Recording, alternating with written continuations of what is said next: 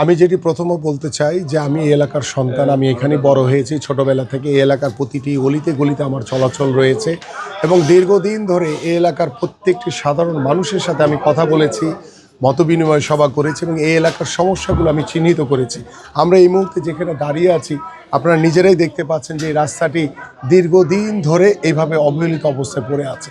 কিন্তু দীর্ঘ 17 বছর বিগত সময় যারা দায়িত্বে ছিল বা বিগত সময় যারা সরকারের দায়িত্ব পালন করেছে তারা এই রাস্তাঘাটের কোনো উন্নয়ন করেনি এবং আমরা আশা করি যে আমরা আগামীতে যদি আমরা দেশ পরিচালনার জন্য দায়িত্ব পাই এবং আল্লাহ যদি আমাদেরকে কবুল করে, আমাদের মাননীয় চেয়ারম্যান জনাব তারেক রহমান যে কর্মপরিকল্পনা নিয়েছে সেই কর্মপরিকল্পনা আমরা ইনশাআল্লাহ বাস্তবায়ন করব এবং আমার এই এলাকায় জলাবদ্ধতা থেকে শুরু করে আমার এলাকায় স্থায়ী পুনর্বাসন দরকার।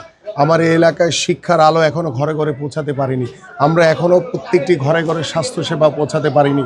সবচেয়ে বড় বিষয় যে আমরা একটি মানবিকতার একটা সমাজ গড়তে চাই।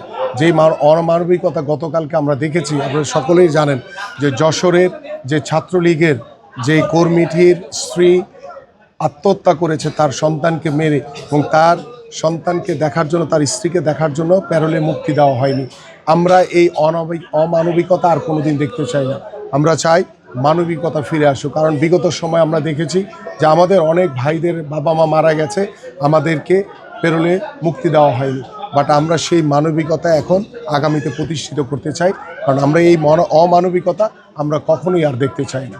পাশাপাশি আমার এই এলাকার সকলেই আজকে স্বতঃস্ফূর্তভাবে চতুর্থ দিনের মতো অংশগ্রহণ করছে।